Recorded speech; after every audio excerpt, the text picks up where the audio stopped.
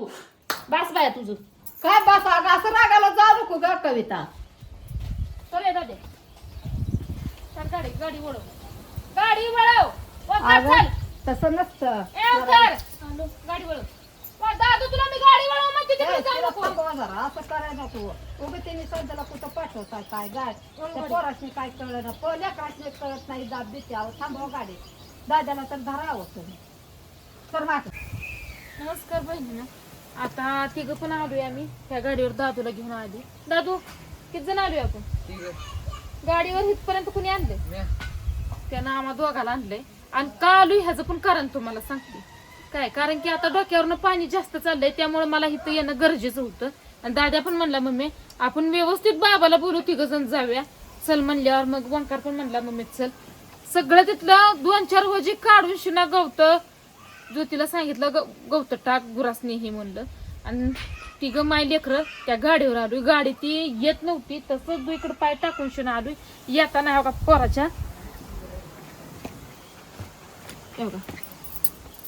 सगळं ते म्हणजे गाडीचं काय तर घोटाळा आहे जरा सगळं काय असेल ते तेल सांडलंय.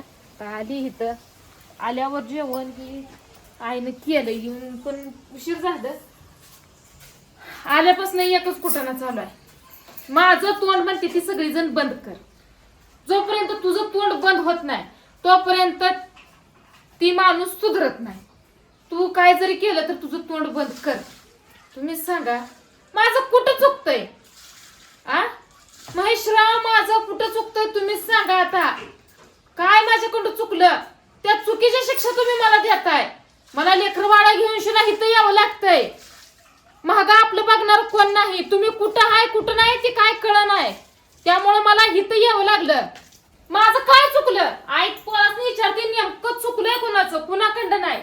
पोराशीला विचारते काय तिला पण कळू दे की काय चुकी कुणाची आहे. काल बिल पाठवली नेमकं काय झालं तुम्हाला सांग. चुकी कुणाची आहे दोघांची पण आहे. दोघांशी पण आहे. तोंडाला तोंड लागते ती. हा पप्पा एक शब्द बोलूस तर मम्मी 2 शब्द बोलू काय म्हणते तर मम्मीची चुकी दिसती आ पाठी बांधून गेला काळ करून शिना तवा. आम्ही शाळेला गेलतो तर पप्पा घरी नव्हतं महागारी आलो. तुमच्या काळजीच होतं तर कसं काय गेलं पप्पा एवढं मायाचा होता तर. एवढी बापाला मला येत नाही घर तुमची. आम्ही शाळेला गेलतो येणे दोघांनी भांडण करून ती निघून गेलं. बरं आता तुम्ही हिथवर आला गाडीवर तिघ जण तिथं बसराय मला बोलू दे तुझ्या संग. तिघ जण आला तुम्ही आला व्यवस्थित आला पण येताना तरी निदान आहे आम्ही यायला लागलो म्हणून तुम्ही मला फोन तरी करायचा आणि टिटकं बोलाय तरी तुम्हाला तर मी थांबवलं असतं.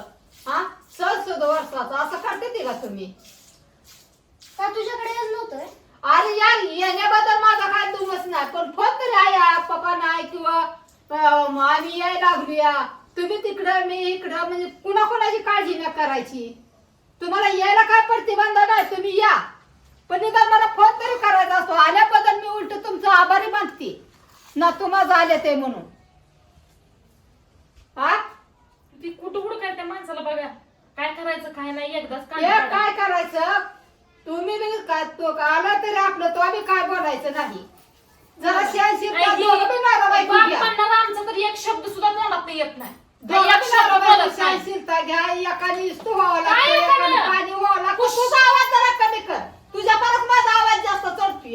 तिथं ये मग काय तिथं येऊन काय करू तुझा नारा तुला आवरा येत नाही का. कुशल मलाच म्हणते तशी आवरायचं ते का बारकं पोरगा नाही त्याला आवरायला. मग जा तू कुठं जाय तिकडं आहे ती 2 लेकरं म्हणजे आपल्या आपण संसार करा बाहेर येऊन काय करायचंय. पट्ट्यापर्यंत तुमचा हागरा काढायला मोकळी नाही तुमचं मिटवायला सारखं. नाही बाबा कशी बोलती बा काय बोलते मी सरळ चांगलंच बोलते. आता ते बार काय जाते काय आम्ही बोलायचं सारखं आता राहिले का बोलायचं काय. बरं आता आणि त्याला काय बोलावं तुझ्या तू नवऱ्याला. बारक्या बारशाच्या माणसाची साथ घेते या. साधी किती मला बोलायलाच येत त्यामुळे तर ती नाही. माणूस तसं करता या. मला बोलायलाच येत नाही का कविता मी काय बोलू. आधी जावाय मी लिखीवर टोमकं टाकेन मग मला जावायवर टाकता येत नसतं. तुला एवढं कसं समजत नाही. आली ह्याला मी काय म्हणत नाही लेकराला सुखरूप आल्यापर्यंत निघतं ना तरी फोन करायचा. काय फोन करायचा माझी लेकरायची माझी मी ठरवती काय करायचं बरं. घरी गुरं डोर काय आता नाही. काय मी तुला पाठवत नाही रातच्या काय चला उठा. रात्री सकाळ पारी नको नको ए थांब रे ए, नको उठ. नका नका काय सुरू नका उठ. नका नका कुठं बघ की माझी मला जा काय कसं करायचं असेल, चल नका जाऊ नका रे, बसायचं. थांब की तुला पण लगेच ताव येतो. ए इकडे दाद्या अजिबात तू जायचं इकडे नाही, जा, काय तुला पोरं. सांग. तू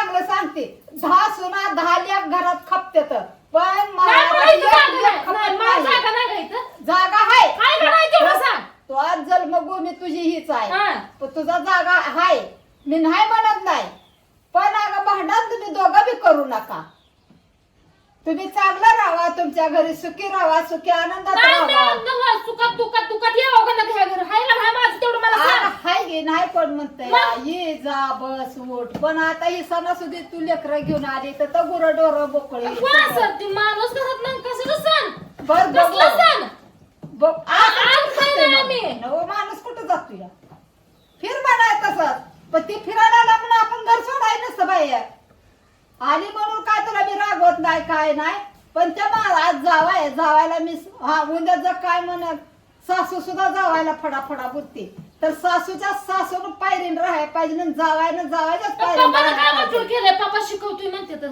काय वाटून केलंय पप्पानं? हा?